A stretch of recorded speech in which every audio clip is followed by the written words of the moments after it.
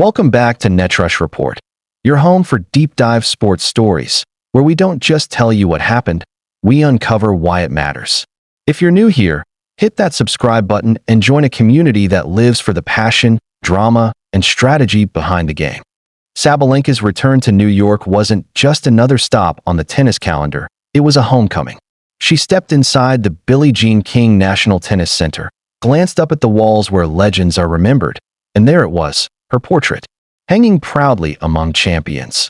Coco Gauff's smile from 2023, Carlos Alcaraz's youthful fire from 2022, and above her, Jannik Sinner, last year's men's champion. Sabalenka snapped a photo, posted it to Instagram, and wrote with pure joy. It wasn't just about vanity. For Sabalenka, who had fought years for her place among the greats, this was validation. Her face, now immortalized at Flushing Meadows, symbolized that she had truly arrived. But portraits don't win titles. And Sabalenka knows better than anyone. Tennis doesn't give out respect for free. Last year's US Open was the defining moment of Aryna Sabalenka's career. She walked into the tournament as world number one, but she carried scars. Close calls at slams, critics calling her erratic, and doubters questioning her mental strength. But in New York, she flipped the script. Match by match, she bulldozed through the draw.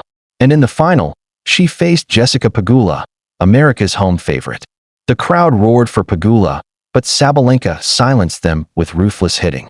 She captured her first US Open, her third Grand Slam overall, and finally shed the weight of doubt. For Belarus's fiercest competitor, it was redemption, not just for herself, but for years of frustration. But defending a slam is never easy. Since that New York triumph, Sabalenka's path has been both spectacular and heartbreaking. Australian Open 2025, she was chasing history, aiming for a third straight Melbourne crown. The favorite, the dominant force. But Madison Keys, in the form of her life, played the match of her career. Sabalenka, stunned, lost the final. French Open 2025, back in a major final. This time against Coco Gauff, who had already beaten her in the past. Once again, the American denied her, snatching Roland Garros glory. Wimbledon 2025, another deep run, another near miss. Sabalenka stormed into the semifinals, but Amanda Anisimova ended her journey, going on to reach the final. 3 majors, 3 heartbreaks. And while most players would kill for finals and semifinals, for Sabalenka, who holds the #1 ranking, anything less than titles feels like failure. Her most recent test came in Cincinnati. She entered as the defending champion, looking to warm up for the US Open with momentum. Instead, Elena Rybakina stopped her cold. A 1-6, 4-6 defeat in the quarterfinals. A loss that raised questions. Was she tired? Was she shaken? Or was this just the perfect storm? Rybakina's clean hitting, Sabalenka's errors, and pressure building before New York? With Iga Świątek and Jasmine Paolini in the final there, Sabalenka left Cincinnati not as a champion, but as a hunted leader. Sabalenka's US Open defense isn't just about her game. It's about the rivals circling around her crown. Iga Świątek, the ultimate chess match. Swiatek, precise and relentless, has often gotten the better of Sabalenka. Their duels define the modern WTA, power versus patience, fire versus ice. Coco Gauff, last year's French Open conqueror, America's sweetheart. And now, her face hangs just steps away from Sabalenka's at the US Open grounds. For Gauff, another chance to shine at home. For Sabalenka, another wall to climb. Madison Keys, the Melbourne heartbreaker. Keys finally has her slam, and she knows she can beat Sabalenka on the biggest stage. That's dangerous. Elena Rybakina, the silent assassin. She doesn't say much, but her game speaks volumes. And after crushing Sabalenka in Cincinnati, she may be the biggest threat. Everywhere Sabalenka looks, a rival lurks. And that's exactly why this year's US Open feels like a war waiting to happen. For Aryna Sabalenka, this tournament is about more than defending a title. It's about legacy. Winning once can be dismissed as a peak moment. Winning twice proves greatness. And winning back-to-back at the US Open would cement her as a true era-defining player. But failure? Another final lost? Another rival stealing the spotlight? That would feed the narrative of close, but not clutch. A tag Sabalenka has spent her career trying to erase.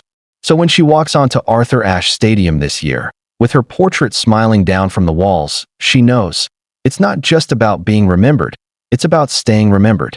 One thing Sabalenka has admitted in the past: her greatest opponent isn't on the other side of the net. It's herself. Her game is raw power, booming serves, screaming forehands, relentless aggression. But when that fire turns into frustration, her level drops. The question in New York isn't whether she has the weapons. She does. It's whether she has the composure. Can she silence the doubts that haunted her in Melbourne? Can she hold her nerve when Gauff's defense forces one more ball back? Can she steady her hand when Rybakina pushes her into tiebreaks? That's the story we're about to witness. Fans should brace themselves for fireworks from the baseline, battles with old rivals, the return of Sabalenka's scream, not just frustration, but the roar of someone who refuses to be denied. And most importantly, a player with everything to lose and everything to prove. Aryna Sabalenka's portrait now hangs inside the US Open grounds, immortalized among champions. But portraits don't defend titles. New York remembers greatness, but it also demands proof. Can the world number one rise above rivals like Swiatek, Gauff, Keys, and Rybakina to hold her crown again? Or will her smile on the wall become a bittersweet reminder of what once was? One thing's certain: this US Open isn't just another tournament. For Sabalenka, it's destiny.